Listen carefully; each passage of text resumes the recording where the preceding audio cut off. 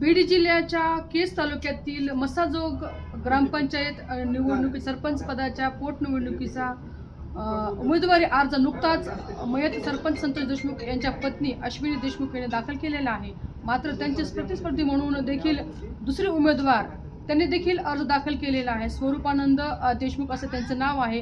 ते आज आपल्यासोबत आहेत। काय सांगताय दादा, तुम्ही देखील उमेदवारी अर्ज आता दाखल केलेला आहे? मी मसाजोग ग्रामपंचायत पोटनिवडणूक 2026 साठी सर्वसाधारण या प्रवर्गातून सरपंच पदासाठी मी माझा स्वतःचा उमेदवारी अर्ज आज या तहसील कार्यालय या ठिकाणी सादर केलेला आहे।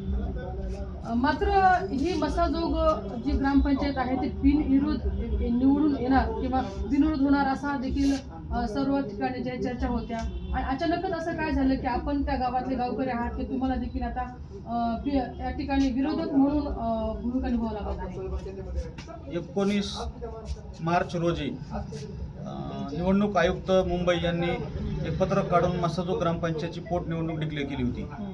त्या दिवशीपासून मी एकच गोष्ट बोलत होतो की मी ग्रामपंचायत निवडणूक लढविणार आहे।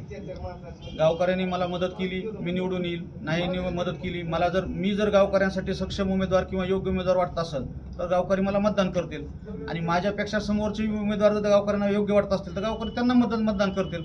याबद्दल लोकशाहीमध्ये हा प्रत्येकाला अधिकार आहे, ते माझं दुमत नाही। परंतु असं काही 4-2 लोकांना यायचं आणि गाव बिनविरोध होणार आहे, बिनविरोध करायचं म्हणजे गावातल्या प्रत्येक घटकाला समोर बसून निवडणुकीच्या त्या गोष्टी चर्चा व्हायला पाहिजे। मग त्यातील तो प्रत्येक घटकातला असावा, तो ओबीसीचा असावा। आमच्यामध्ये गावामध्ये 6-7 प्रकारचे ओबीसी समाज आहे, एसटी समाज मोठ्या प्रमाणात आहे, मुस्लिम समाज आहे, वडर समाज आहे, मराठा समाजामध्ये देशमुख कंपनी आहे, Gaikwad company, Ghatul company, Mohite company, Kadam येतं, मोरे येतं।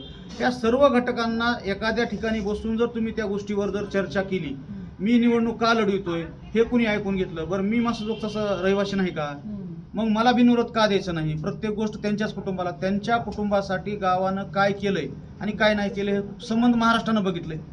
मग गावकऱ्यांच्यासाठी त्यांनी बी एक पाऊल मागं येऊन ठीक आहे बिनविरोध करायचं, मग मी इच्छा ना बिनविरोध मला करा ना, मी बी गावचा विकास करणार आहे। मी गाव नेऊन काय पाकिस्तानमध्ये बसवणार नाही, मी बी मसाजोगमध्ये काही ना काय। आणि इथून महाग तुम्ही अजून बी कागदोपत्री शासन स्तरावर बघा, आलेल्या गावामध्ये जी पाणी पुरवठा योजना असतील मीच आणलेल्या आता, गावामध्ये शाळा खोल्या मीच बनवल्या आता, गावात अंगणवाड्या मीच बांधलेल्या आता, गावामध्ये दवाखाने मीच आणलेले आहेत, गावातले सिमेंट रस्ते मी आणि माझे सहकारी आप्पासाहेब गायकवाड आम्हीच केले तर, त्याच्या आप्पासाहेब गायकवाडच्या माध्यमातून गावामध्ये काही कामं झाली तर, माझ्यामध्ये तलावाचं काम मी केलं, RRR मधून 52 लाख रुपये खर्चून, गावामध्ये 7 बंधाऱ्याचे कामं मीच केले तर, या गोष्टी मी केल्यात ना।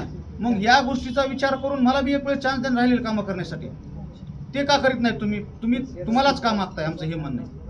प्रतिस्पर्धी म्हणून देखील आपण संतोष देशमुख यांच्यासोबत निवडणूक लढवलेली आहे, मात्र तुम्हाला त्यावेळेस देखील काही मताच्या फरकाने जो आहे पराभव पत्करावा लागलेला आहे। कदाचित राहिलेल्या कामासाठी तुम्ही पुन्हा एकदा हा प्रयत्न करताय? मॅडम, माझा इतिहास आहे। मागील 30 वर्षापूर्वी माझे वडील कैलासवासी विश्वनाथ आबासाहेबराव देशमुख हे ग्रामपंचायत सदस्य होते। त्यानंतर माझी आई 2002 ते 2007 या काळामध्ये ग्रामपंचायतची सरपंच होती। 2011 ते 2016 या कार्यकाळामध्ये मी सेवा सहकारी सोसायटी मसाजोगचा चेअरमन होतो। त्या काळामध्ये मी जिल्हा मध्यवर्ती सहकारी बँक काळेगाव घाट यांच्यामार्फत 1,60,00,000 रुपये गावातील शेतकऱ्यांना वाटप केलेले आहेत। त्याच्यानंतर पुढील काळामध्ये आमच्या गावात ज्यावेळेस ओबीसीला सरपंच पद सुटलं त्यावेळेस संतोष देशमुख आणि आम्ही दोघांना मिळून पॅनल तयार करून आमच्या येथील सुनीता सुधाकर क्षीरसागर यांना आम्ही सरपंच केलं व अश्विनी संतोष देशमुख यांना आम्ही उपसरपंच केलं।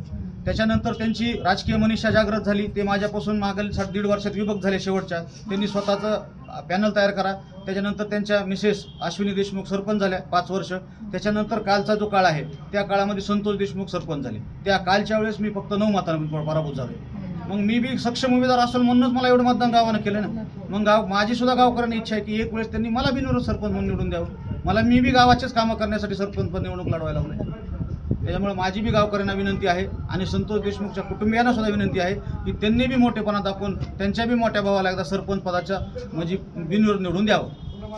असं संबंध राज्यामध्ये संतोष देशमुख यांनी केलेल्या कार्याचा जो आहे तो चर्चा होते। त्यांनी खूप गावाला पुढे नेलं, हरितगृह केलं, गावातील व्यसनाधीन मुलांना त्यांनी बाहेर काढायचं काम केलेलं आहे। राहिलेली कामं उर्वरित कामं करण्यासाठी देखील अश्विनी देशमुख यांना गावकऱ्यांना समोर आणण्याची देखील प्रतिक्रिया या ठिकाणी व्यक्त करण्यात आहे। मग तुम्ही गावाच्या विरोधात जाऊन तो भूमिका निभावतील असं देखील बोललं जात आहे? मॅडम, महाराष्ट्राचे उपमुख्यमंत्री अजितदादा एक्सपायर झाले. सुनेत्राताई पवार ते करू शकताल का? जे दादांना जमलंय